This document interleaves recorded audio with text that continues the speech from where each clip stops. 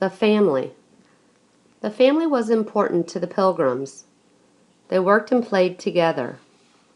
Pilgrims had large families. Parents sometimes had as many as 15 children. Boys learned how to farm from their fathers. Girls learned how to cook and sew from their mothers.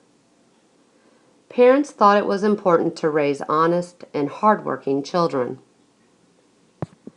The Pilgrims wore plain clothes. They only had two outfits.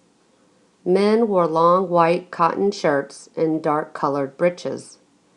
Breeches were pants that came just below the knee. The men wore a jacket called a doublet. They wore woolen socks, leather shoes, and a woolen hat. Boys wore the same kind of clothes as their fathers.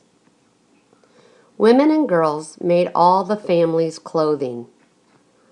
The women and girls wore long cotton shirts, skirts, and aprons. They put on jackets called waistcoats.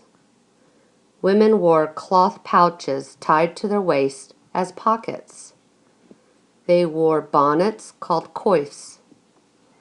Young children wore cotton dresses with ties at the shoulder. Parents could grab a hold of those ties to keep the little children from getting away.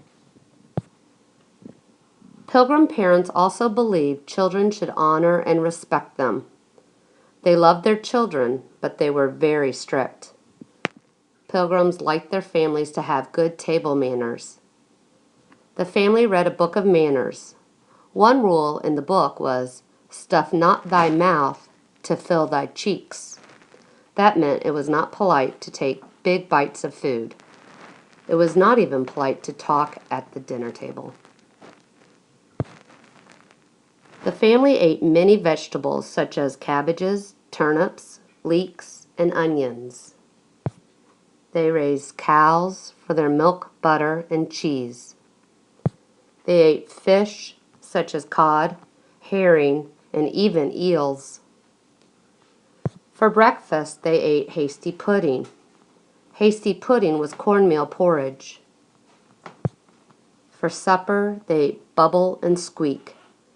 That was a fish and vegetable stew.